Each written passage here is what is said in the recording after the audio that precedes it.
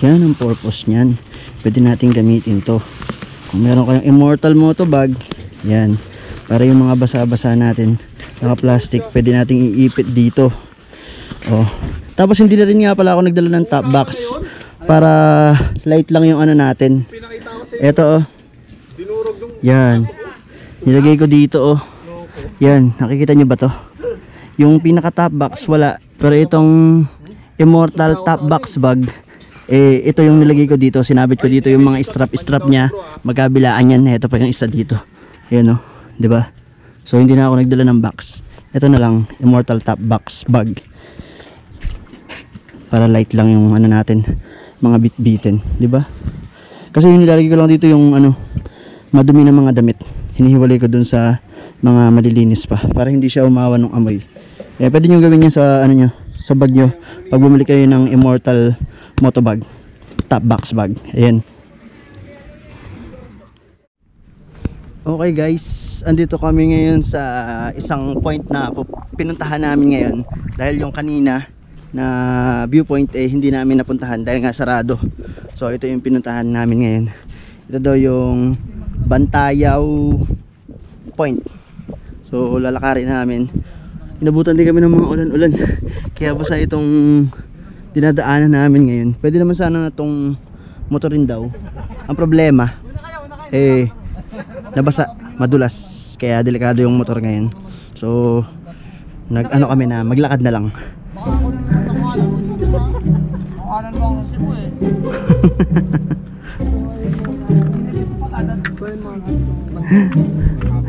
Madulas eh. Oh, ayan na. Malapit na. Sige. Punti ka na. Kailangan domino effect tayong tatlo. Ganda lang. Talay ako ng konti sa inyo. Madulas oh. Ayun naman kasi yung daan namin.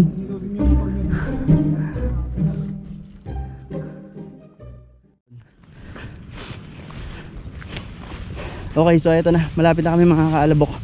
Bale, ilang minuto lang lakarin. Wala pa din yata itong ano, 5 minutes or 5 minutes ganun. Pero ito na, malapit na kami. Tapos baba ka lang ng konti yung mga dadaanan na yun. Tapos patag na. Ayun, wala na. Okay na. Smooth na yung daan papunta dito. Ito na. Yun. Dito lang. Grabe. Ito na oh. Ayun. Malabatanes tsaka ano to, New Zealand na naman itsura. Ito ang lugar dito. Ganda oh. Kita nyo. Boom. Grabe. Galing mong Marte ah. Ito naman si Ahas. Ganun lalo ko summer. Ganda oh. May mga rock formation din dito sa gilid. Ayun. Tapos meron doon parang isang isla. Mapupunta lang kayo dito. Tapos maliliit na mga bato-batong kalat-kalat na naman doon na parang isla din. Ganda oh.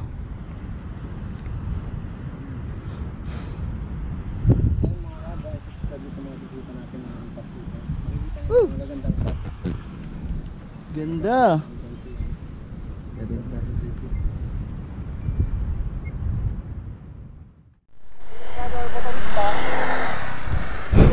Okay. So yun, tapos na kami dito sa viewpoint. Pababa na kami ngayon. Nagpahinga lang din kami dito. At hapon na rin mga kaalabok. Ang mangyayari ngayon eh hahanap na kami nito ng tutulugan para bukas panibagong lakad na lang. Ganda oh. Eh yung dinaanan namin kanina papasok. Napakaganda, mukhang ano, Batanes na mukhang New Zealand din katulad nung Binurong Point. Ang ganda oh.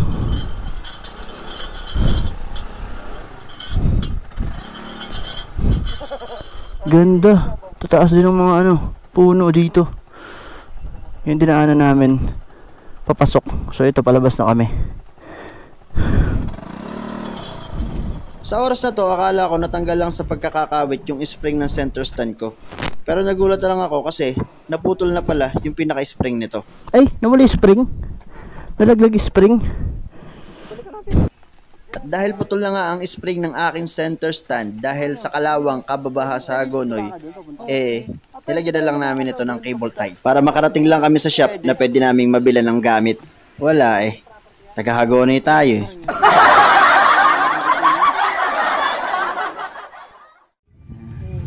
Okay, andito kami sa pagawaan ngayon. Pinapaayos ko lang yung spring. Naputol yung spring nito kanina. Tapos ito si Bro Motor. Motorista Hub. Paalis na din, bro. Maraming salamat sa sana mag-subscribe sa channel ko. Oo, puntahan nyo. Kasi siya yung nagta-travel dito sa Catanduanes para mas makita nyo yung maraming mga tourist spot dito na hindi pa namin napuntahan. Pero, okay bro, mapapanood nyo nang po. Thank you. Oo bro. Ingat bro, ingat. Salamat ah. Subscribe. Okay, tas sunod ulit.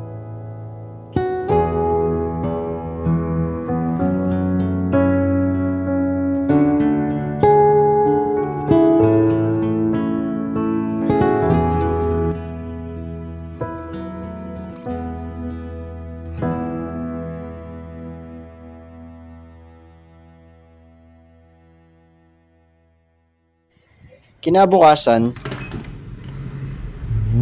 Choco 3-in-1 cappuccino. Choco na lang.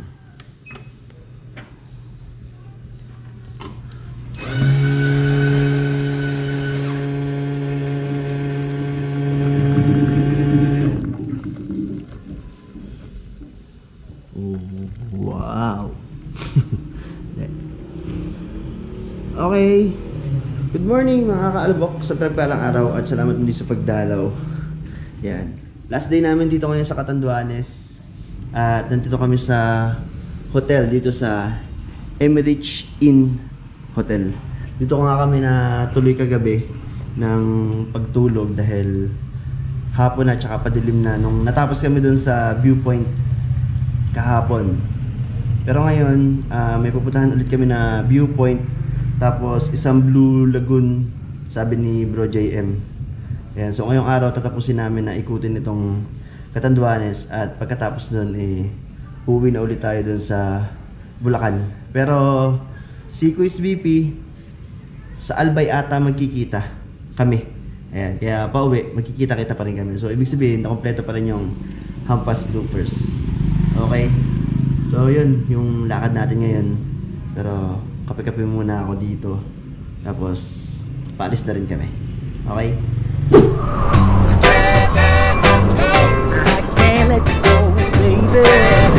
Ganda talaga ng mga bulubundukin, no?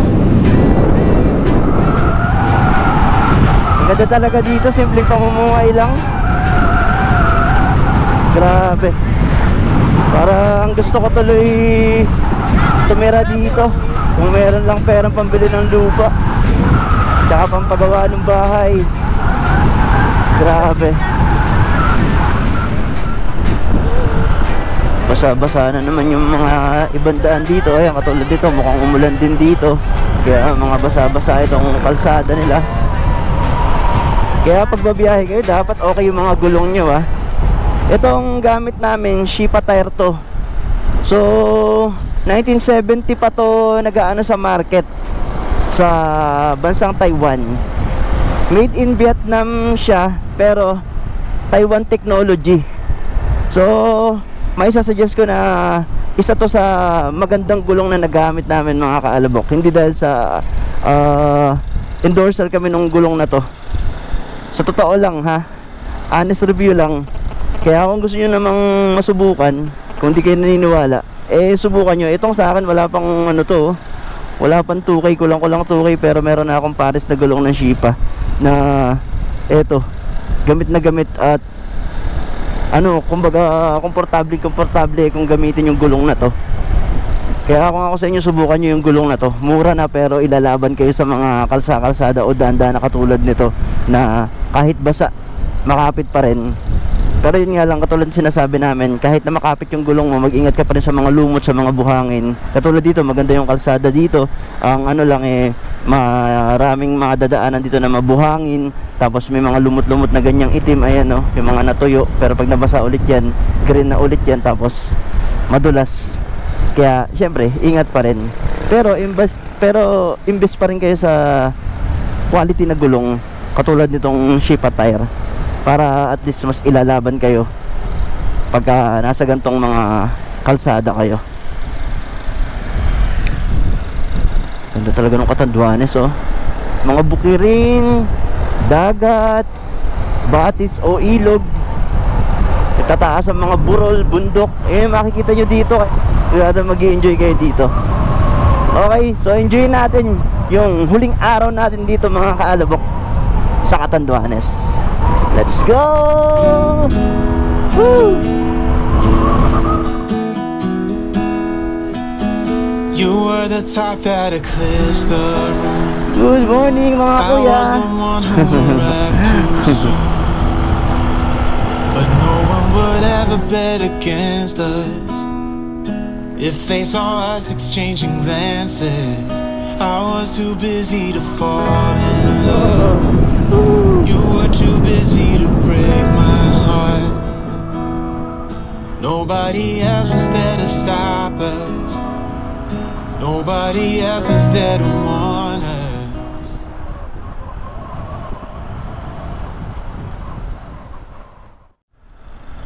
Ito na pala tayo sa seaside.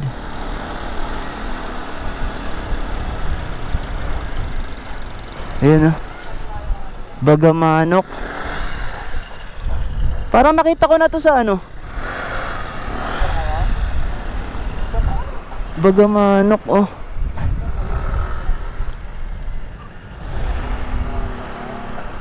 Dagat din, oh. Yun, Bagamanok, tapos may manok. So may idea na ako dito ba. Tanong natin kay tatay para sure. Tay, pwede ba magtanong, tay? Tay, bakit po ito tinawag na Bagamanok? Hindi ko alam ang bakit yun eh. Ah, hindi nyo din po alam kung bakit tinawag na Bagamanok. Pero parang may relate po sa manok, no? Kasi may nakalagay na manok doon sa Sabi nila parang manok daw kasi. alin po, itong Hindi naman talaga tunay na manok yan. Parang pato ba yung paa? alin po? Yung pinakalugo nito, pag manok. Logo nito po. Ah, saan po siya kinuha yung logo? Diyan sa municipal, meron yan dyan. Oh, meron po doon. Sige po. Lambat po, Iyan po yung nyo, panghuli ng mga isda dito. Ginagawa nyo. Ito kasi yung pangalan ng Bagamanok. Tapos may manok. Pero ang sabi sa logo, kinuha paa ng pato. Ano kaya talaga yung nito? Sige, tanong pa tayo sa iba para malaman natin. Eto, baka si Lolo, si tatay. Tay, pwede magtanong, bakit pangalan ito Bagamanok? Ha? Bakit Bagamanok pangalan? Hindi ko alam. Ay, di nyo rin pa. Dito sa Ay, Banwa. sige po. Salamat. Sa hindi kalayuan, ito naman ang sunod naming nakita. Dito muna tayo sa Bakak. Ayan, oh. Ano to? Pinadidinig ko pinag-uusapan tungkol dito eh. Log, yung na yan. Ito kasi sa dagat. Makikita nyo yan dun. Ayun, oh. Mamaya, lalapitan namin. Puntahan namin. Pero sila sinasabi dito eh. Ang pagkakaalam ko ito yun yung pag hinawakan mo, kung hindi ka daw magkaanak, hawakan mo daw yun o haplusin, at pwede ka daw humiling na magkaanak at magkakaanak ka daw. Yun ang paniniwala nila dito sa bato na to na nakatayo dun sa may dagat. Andun yun, makikita nyo mamaya pagpunta natin dun. Teka, tingnan ko muna to si ate. Mukha si ate yung forever ko. Si ate na mamaya. Hello, ate.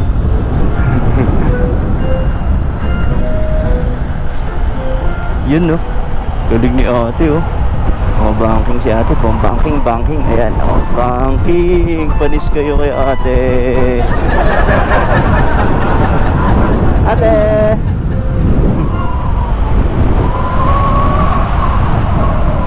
Mukhang suplada si ate. Tara dito. Dito na tayo. Diretso na tayo. Baka masampal pa ako dyan eh.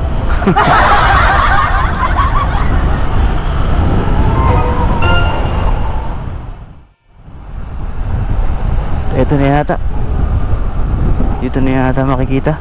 Tama ba? papasok dito or what? Yan o. Picnic goers.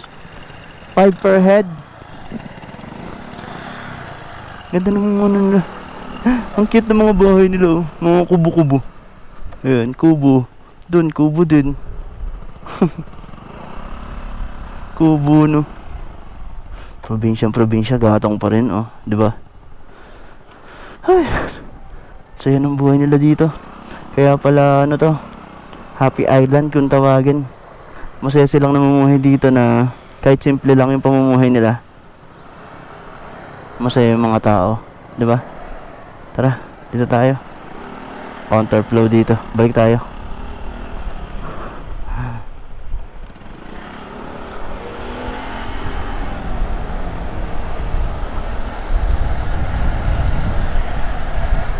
Bilad ng palay. Morning po. Yan. Mga hinabing abaka.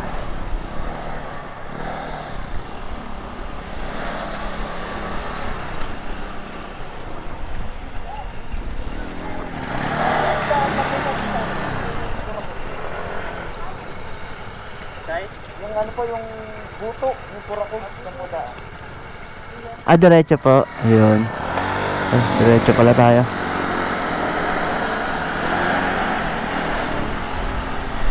Buto yung tawag. Morning po.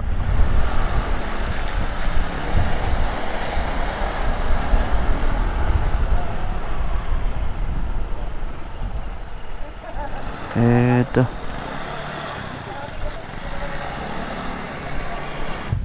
Okay, so yun.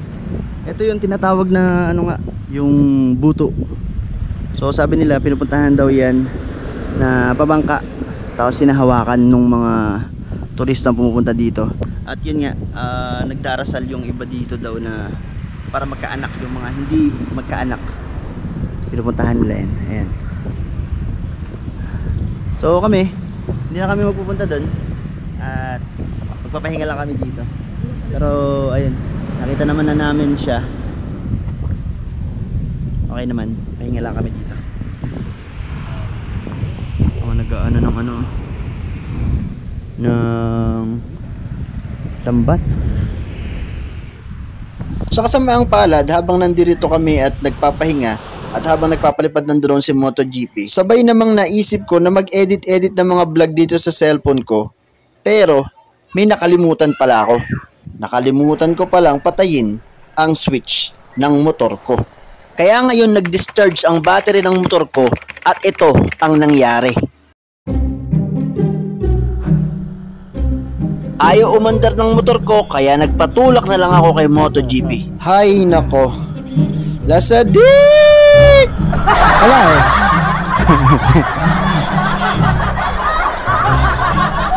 Hindi ko alam bro, pinalitan ko na yung stator na to tsaka battery. Anong? Wala eh, wala lumilitaw na kuryente. Gusto ko sa patos, masakit sa paa. Sige bro. At nagpatuloy nga kami sa pagtutulak ng pagkalayo-layo at pagkatarik-tarik dahil patarik talaga itong inaakyat namin dahil bundok ito. Dahil nga sa sobrang tarik at sobrang hirap magtulak, nagkapagura na at nagkauhawan na at meron na rin pinulikat at nahirapang huminga dahil sa pagtutulak ng aking motor.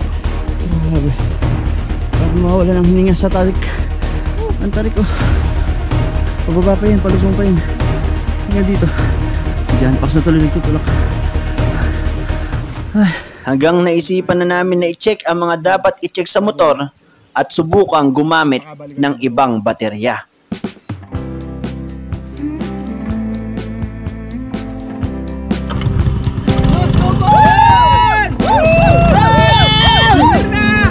At sa wakas, umandar na nga dahil akala namin ay talagang magtutulak pa kami ng pagkatagal-tagal sa bundok na ito. Pero kung nagtulak pa kami, ewan lang namin kung anong oras kami makakauwi o makakarating sa tutuluyan namin nito. Kasi talagang napakatarik at malayo-layo pa ang aming babiyahihin. Mabuti na lang at mapalad pa rin tayo dahil na-discharge lang talaga ang baterya. Well, ganun talaga. meron mga nangyayari na hindi natin inaasahan kahit nag-prepare naman. Kaya ngayon, tuloy na ang aming biyahe. Tuloy ang buhay!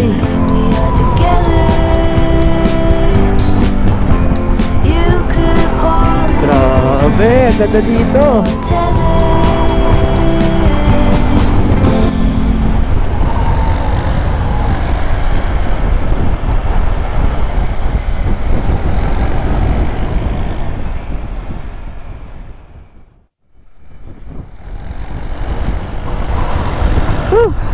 Buisit na bangkingan yan. Walang katapusan.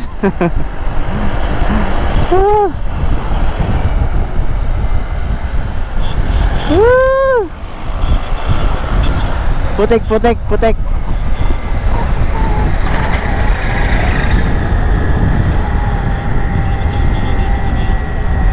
Banking pinakain sa atin dito eh. Ayan na naman oh. Banking na naman. Oo nga. Grabe, ganda na naman dito. Ganda. Hanap namin yung rolling hills. Pero napunta kami dito sa bigil.